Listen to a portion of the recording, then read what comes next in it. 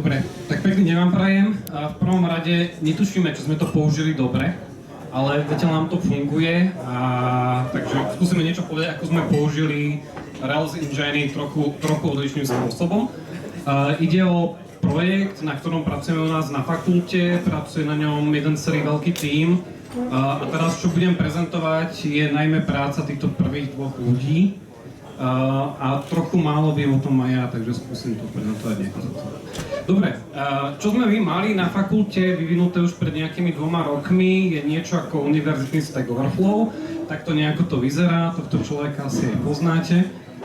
Kde sa študenti môžu pýtať otázky a potom im odpovedáme buď my ako pedagógovia, alebo si odpovedajú navzájom. No jednoducho univerzitný Stack Overflow. A prišla taká nejaká požiadavka, že ten systém, ktorý máme momentálne nasadený u nás, by mal záujem využívať aj viacero nejakých ďalších organizácií. Okrem našej fitky by to malo byť aj Univerzita v Lugáne vo Švajčiarsku a tiež mali záujem to využívať na Harvarde v rámci tzv. MOOC systému. Možno poznáte Coursera ako MOOC systém, kde je veľké masívne otvorené kurzy, kde si môžete robiť kurzy veľkých univerzít. Tak Harvard a MIT má niečo veľmi podobné, čo sa volá edX. No a riešili sme takú dilemu, že ako ten systém, ktorý je momentálne určený a bol napasovaný na našu univerzitu, na našu fakultu, spraviť tak, aby sa dalo ľahko použiť aj v týchto ďalších prostrediach. Pričom sme teda identifikovali, že tie univerzity potrebujú nejakú funkcionalitu a ten MOOC potrebuje nejakú inú funkcionalitu. Pričom ale 90% zhruba je úplne rovnaký. A ten zvyšok je buď špecifický, v takom zmysle, že je tam niečo navyše, alebo sa niečo prispôsobuje tomu konkrétnemu prostrediu. To znamená, že v Lugáne niečo potrebujú, alebo u nás niečo potrebujeme a niečo inak, aby to vyzeralo a inak to fungovalo, potrebujú v tom edX. No a rozmýšľali sme, aké sú možnosti. Buď by sme vytvorili teda 2 samostatné projekty, ktoré by sme vyvíjali v 2 samostatných branchiach alebo v 2 repách. Samozrejme, tam sme si povedali, že no tak akože aj to je riešenie, ale keď sa vyvinie funkcionalita pre jeden systém, tak teraz to zase presúva do toho druhého systému. A ak by to bolo 90% tej spoločnej funkcionality, tak by sme to isté museli. Zdalo sa nám to komplikované. Druhú možnosť sme, že dobre, bude to jeden projekt v jednom repe a budú tam nejaké rozsiahle konfigurácie, čím by sme si dosť pokazili kód. A potom, že Rails Engine, a keďže sme boli odvážni, chceli vyskúšať niečo nové, tak sme si povedali, že OK, tak vyskúšame tie Rails Engines. Vraj to ide, tak sme to skúsili. Štandardne asi ako poznáte Rails Engine, ide o to, aby ste, keď máte v aplikácii nejakú časť, typický príklad je nejaké fórum alebo Rails admin, ak poznáte, chcete oddeliť nejakú časť aplikácie tak, aby bola dobre zapúzdrená a oddelená od zvyšku a principiálne sa dala použiť aj v nejakom inom projekte, aby to nebolo nejako skrz poprepájané, previazané, aby to bolo naozaj pekné modulárne. Takže toto je nejaká definícia, ako priamo definujú, ako je priamo definícia z Guides na Ruby on Rails. De facto vlastne každá Railsovská aplikácia je nejaký veľký engine, ktorý vám funguje a takisto fungujú vlastne aj tie enginy, ktoré si tam viete navkladať. To znamená, že štandardne ten engine má klasický AppDir, kde máte modely, kontrolery, viewy a všetko a máte to pekne oddelené od svojej tej rodičovskej aplikácie. Dobre, ale toto nebolo to, čo by nám pomohlo. Rails engine sa dajú použiť aj trochu naopak, trochu inakším spôsobom, čo je dosť netradičné. To, čo sme spravili my, že máme nejakú rodičovskú aplikáciu a máme 3 komponenty. Máme nejaký shared komponent, ktorý obsahuje tých 90% tej spoločnej funkcionality, to je to jadro systému spoločné pre univerzity aj pre ten edX. No a potom máme nejaký univerzitný komponent a MOOC komponent. To je to, kde je to všetko špecifické pre tie environmenty. No a funguje to tak, že pri spustení aplikácie sa inicializujú v závislosti od toho, aké prostredie používame, sa nám spustí vždy shared a jeden ten špecifický komponent. Takže tuto je nejaká čo je to, diagram komponentov. Takže vidím, že máme tu nejaký shared, ktorý obsahuje nejaký príklad funkcionality, ktorý sa zdieľa aj tam, takže nejaké hierarchické kategórie. A zároveň tam máme ďalšie komponenty, to je ten Univerzity a MOOC. No a vidíte, že na STUčke a v Lugáne sa využíva ten University a v edX sa využíva ten MOOC. Pričom pre ten MOOC sme museli dorobiť nejaké nové veci špecifické naozaj s tým edXom, ktoré sme si nechceli dávať do tej univerzity, lebo tam by nám to bolo zbytočné. Takže čo sme začali? Mali sme aplikáciu, ktorá bola single app, vytvorená, bola to jedna aplikácia vytvorená pre univerzitu a chceli sme to teda rozbiť, čo sa ukázalo ako celkom dosť náročný proces potom. Čo sme spravili je, že v tej pôvodnej aplikácii sme vygenerovali 3 samostatné enginy, 3 samostatné komponenty a ten pôvodný kód z tej rodičovskej aplikácie sme rozdelili do týchto engineov. A tam vyšlo vlastne všetko, takže pôvodné kontrolery, modely, viewy, liby, migrácie, rooty, gemfily, assety, lokály, inicializery, všetko išlo a sa podelilo do tých troch komponentov, ktoré som ukazoval predtým. To znamená, to, čo bolo spoločné pre tie environmenty, tak išlo do toho shared, to, čo bolo spoločné do shared, to, čo bolo špecifické, išlo buď do MOOC alebo do univerzity. Takže toto sa nám podarilo spraviť. Čo bolo treba ponechať tej rodičovskej aplikácii, viac menej app folder nám tam zostal úplne prázdny, lebo všetko išlo do tých komponentov. Testy cez RSpec sa nám nepodarilo dostať do tých komponentov a muselo to zostať v tej rodičovskej aplikácii, ale možno je to našou nešikovnosťou iba, že možno by sa to nejako dalo ešte. Konfigurácie zostali tiež v rodičovskej, Capistano deploy zostal v rodičovskej a je tam Roots RB, ktorý zostal v rodičovskej a ten vlastne hovorí podľa toho, aký environment sa spustí, ktoré tie dva enginy sa naviažú na root. To znamená, že ktoré dva vlastne budú dostupné v tej aplikácii. Dobre, no a každý komponent má svoj namespace, čo je dosť dôležité. Treba namespaceovať úplne všetko. A toto, keď máte už nejakú väčšiu aplikáciu, môže byť trochu problém. V našom prípade našťastie sme mali testy a pokrytie testami niekde na úrovni 90%, čo dosť uľahčilo namespaceovať celú tú aplikáciu. Lebo tie testy nám odhalovali, keď náhodou sa nejaký namespace zabudol. Takže každá tá jedna vec, podľa toho, do akého komponentu to išlo, tak taký namespace to musel mať. No, má to nejaké negatíva, na ktoré sme teda prišli. Je to dosť drahé z hľadiska času. Počas tej migrácie častokrát niečo nefunguje. Netušili sme, prečo to nefunguje, to bolo dosť také náročné. Najmä v súvislosti s testami, autoloading a tie namespacey. Tam keď sa zabilo nejaký namespace, tak to nefungovalo absolútne. Čo je trochu možno taká negatívum ďalšie je, že testy nie sú oddelené. To znamená, že máte ich v tej rodičovskej aplikácii, ale možno by to šlo vyriešiť.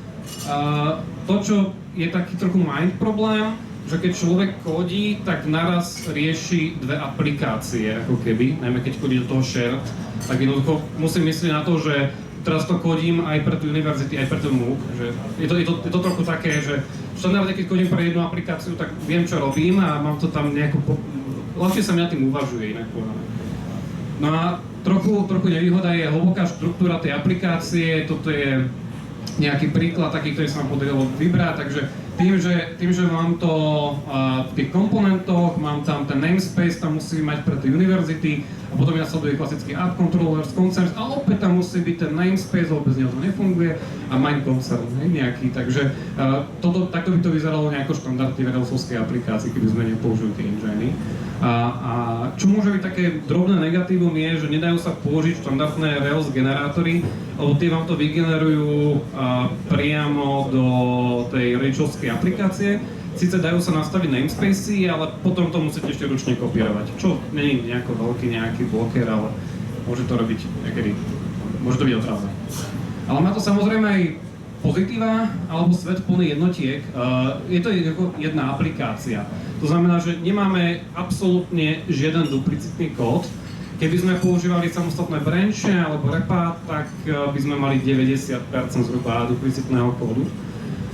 Robíme jeden vývoj, tak znamená, že je to, keď sa niečo vyvíja, keď vyviniem to pre univerzity, nemusím teraz už niečo strekať do tých MOOCov, pretože už to tam mám raz v tom shared.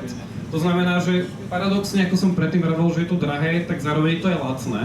ale až v tom druhom kroku. Tá migrácia je síce dosť náročná, ale z dlhodobého hľadiska, z takého pohľadu dlhodobej investície sa to nakoniec môže oplatiť, lebo naozaj teraz vyvíjam už iba raz a môžem to deploynúť do tých dvoch aplikácií naraz. Mám jeden repozitár, mám jednu spoločnú vetvu, kde to mám všetko, takže to mi zase uľahčuje kopu veci.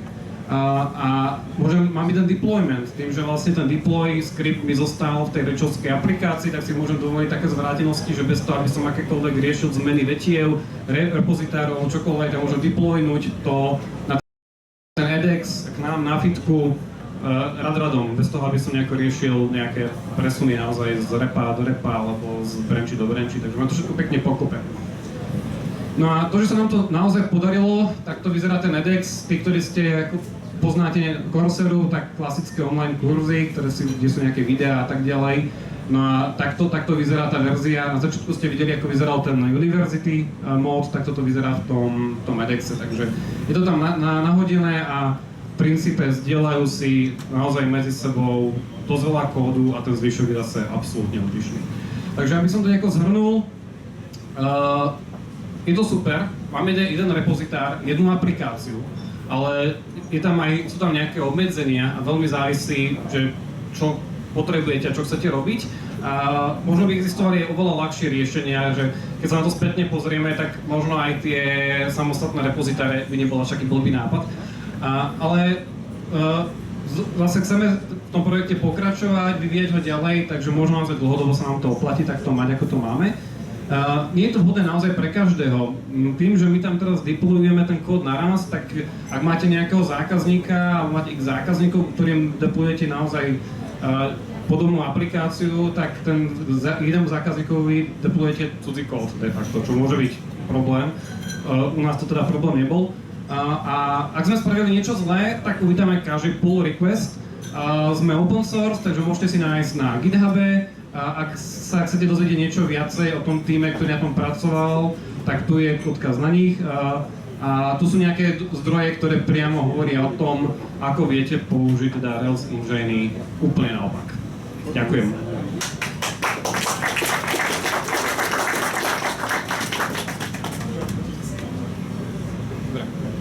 Ak máte nejaké otázky, by mal byť niekde aj jeden z tých mojich kolegov, prípadne ak by vedeli viac sa odpovedať, tam sa bude. Ja mám otázku, že tie enginy máte tiež v tom, priamo akože v tom jednom repe, že nebolo by výhodné mať to akože oddelené, že každý je zvlášť práve?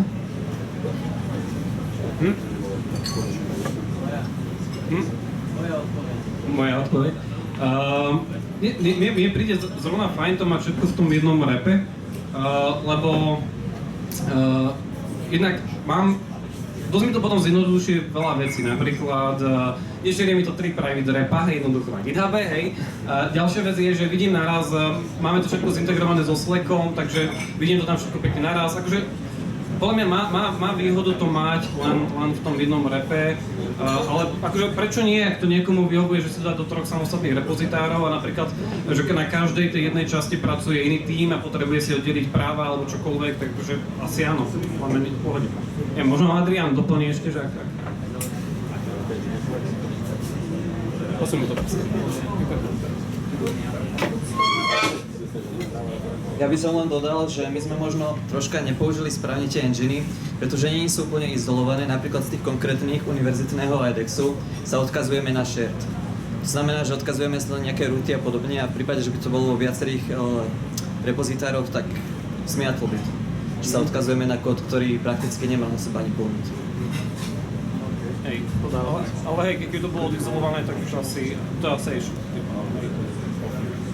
Môžem sa opýtať, každá aplikácia má svoj gen file, alebo je tam nejaký jeden spoločný?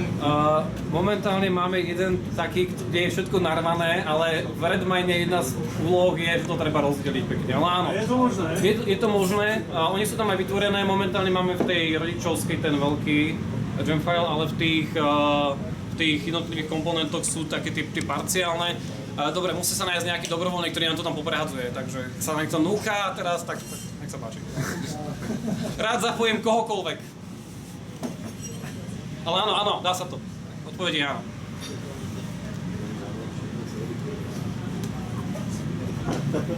Dobre. Všetko? Tak ďakujeme. Dobre.